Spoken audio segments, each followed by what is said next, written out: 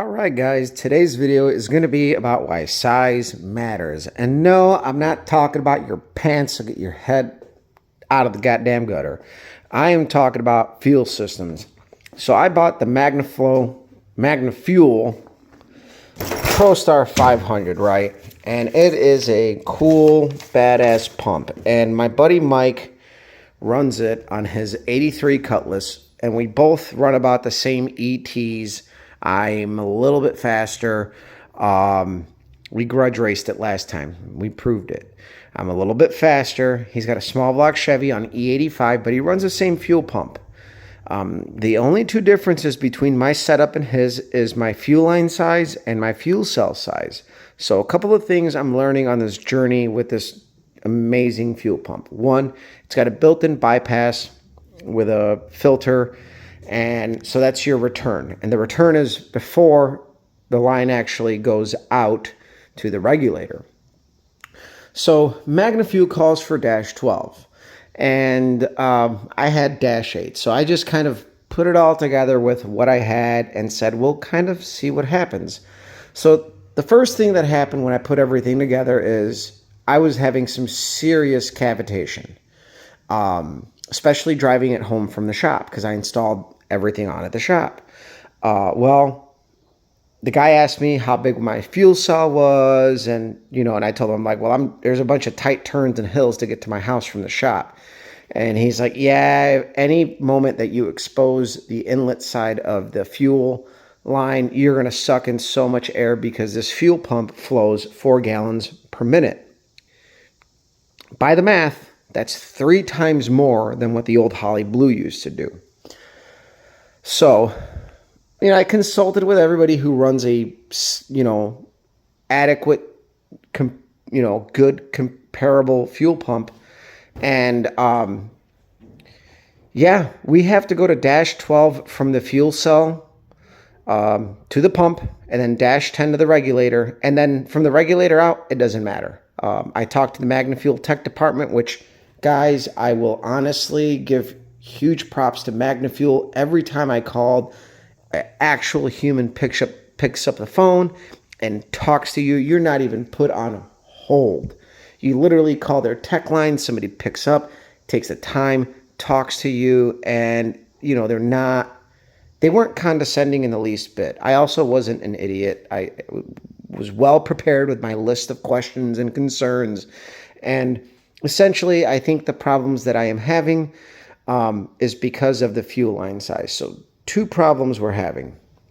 1, while the car is running, I'm dropping some fuel pressure, just 1 pound from 6 to 5. With this type of fuel pump, there is absolutely no reason why it should not stay at 5. And 2, how could I explain this? My fuel pressure gauge isn't as consistent as it used to be, which makes me think it's aeration, cavitation, and the tech support agreed. It's like putting your thumb over a garden hose. So this fuel pump is trying to pull all this fuel, but it's trying to suck it through a straw, and what's going on is it's just kind of getting spit out, and it's getting foamed up, and you're getting, you're not getting proper, like a solid flow of fuel. So again, I'm learning a lot as I'm going here, and I consulted with everybody who either runs this type of pump, and yeah, that seems to be my problem. Hopefully that's it. Hopefully that's my problem. Also, I'm not too happy with the fucking Holley fuel regulator I bought. I think I'm going to buy a different fuel regulator. For now, it's fine, but I'm not going to trust it. Before the next race, I'm going to replace that because this thing didn't come with a star washer retainer for the entry check ball that goes into the inlet side. The spring was laying in the box, but these pumps are these regulators are rebuildable. I've had them apart. I had a star washer that fit in there, and it's fine. But still, it kind of pisses me off that I spent that kind of money, and I've already had fuel through it. And at this point, Holley isn't going to do shit for me. I fixed it. I hope it's fixed. If I still see fluctuation with the fuel pressure, then yes, I'm going to change it. That would be the last thing.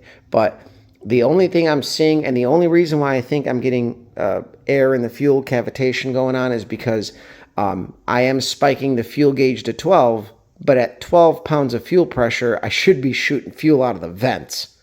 Like, it should just be coming out of the carburetor everywhere at that point. And that's not the case. So I believe we do have a cavitation problem. And again, this is, I haven't ran the pump too long. I don't think we're burning it out, and we're kind of, MagnaFuel did say I would be okay with Dash 8 out of the pump, but they recommend 10. But the main thing is feeding the pump is crucial.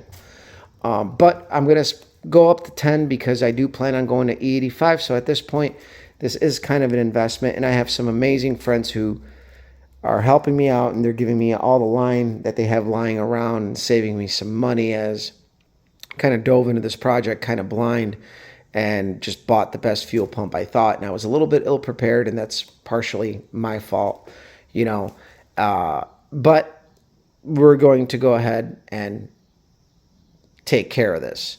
So that's what's been going on the last couple of weeks since our last race. I've been busy at work. I've been working on my boss's Roadrunner. We got that running, and I'll even put a little clip of that at the beginning of this video. If you've watched this far, share, like, subscribe, follow me on Instagram as Copper Cutlass, and we'll see you guys around. I'm going on vacation, and then we don't race until September, like beginning of September, middle of September. So we got a few weeks, but we got work to do. We have to get our shit figured out, and I have to be prepared to make sure that the car runs good. So we're probably going to take the car out for a test and tune to make just a couple of passes to make sure everything's good, and make sure that we're not going to run into the same issues, which I'm pretty positive was vapor lock, but we're still running the HEI. But the odds that it was the HEI are slim and none, because it was starting up way too fast for it to be the ignition problems. I've had ignition problems before. It takes a lot longer for the components to cool down to work again. So it was also a really fucking hot day when we were racing. So I'll let you guys go.